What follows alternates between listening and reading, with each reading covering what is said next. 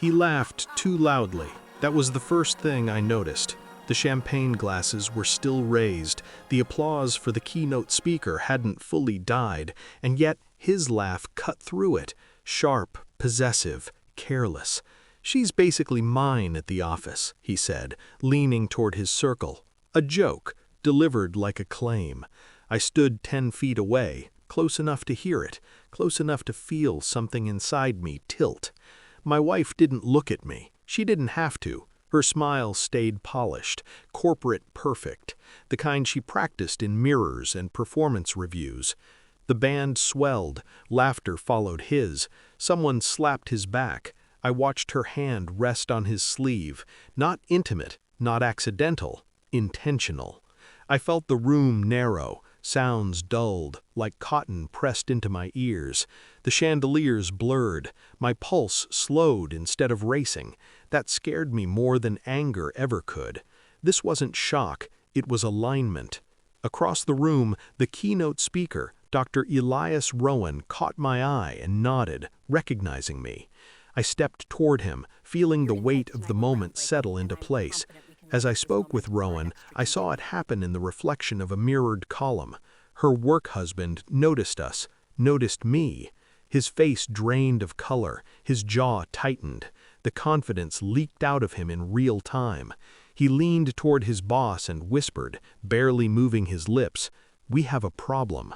I smiled into my glass. They had no idea how long the problem had been watching them. It didn't start with proof, it started with patterns.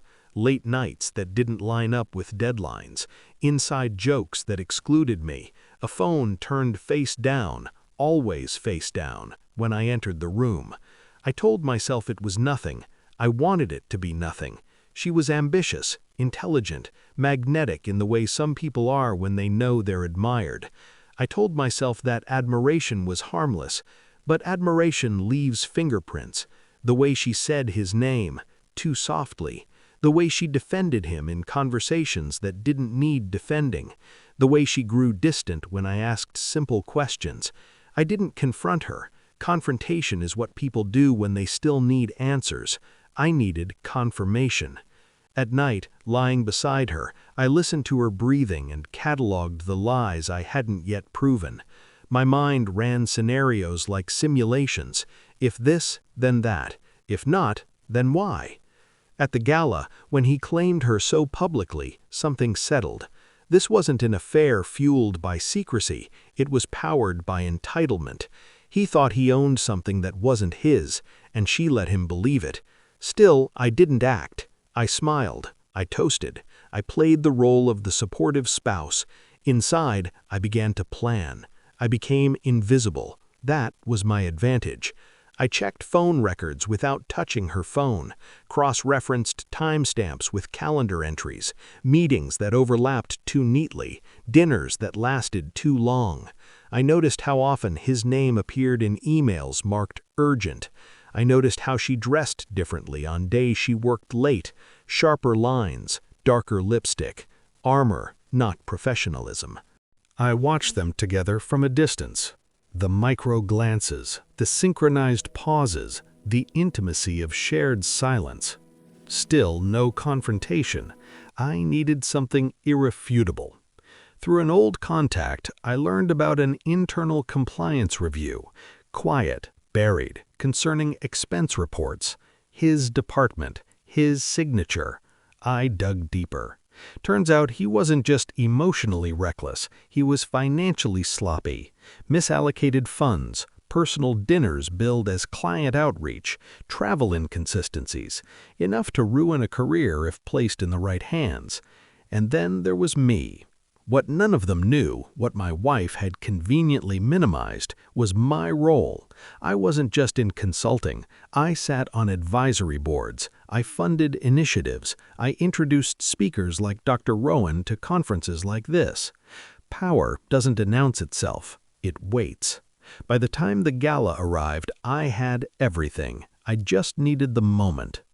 At home, days later, I set the folder on the table between us. No anger, no raised voice, just paper. "What's this?" she asked, already knowing. "Timelines," I said. receipts, patterns. She flipped through them, her hands shook. She tried to steady them by pressing her palms flat. "I can explain." "I know," I said. "That's the problem." Silence stretched, thick, heavy. I watched her realize that I wasn't hurt. I was finished. When I asked one question, one I already knew the answer to, she broke. He meant nothing. It was just work. She didn't know how it happened. I nodded, not because I believed her, because I didn't need to. The fallout was surgical. I forwarded the compliance file to the board, without commentary. Facts don't need emotion. I made one call to Dr. Rowan, a quiet clarification about affiliations, conflicts of interest. Invitations were rescinded, promotions stalled, whispers spread. At the office, he avoided mirrors. At the next meeting, he couldn't meet my eyes. My wife watched it all unravel, realizing too late that I wasn't fighting for her, I was stepping over her. When he was terminated, he sent her a message, "I thought you said he was nobody." She didn't reply. Neither did I. I moved out quietly. No dramatic goodbye, no final argument, just absence. People asked how I was holding up. I told them the truth. I'm clear. Because clarity is what comes after betrayal, if you survive it properly. I didn't win her back. I didn't destroy myself. I learned who I was in silence, and I learned that power isn't taken, it's revealed. The last thing I felt wasn't rage, it was relief, because nothing is colder than a man who no longer needs to be seen.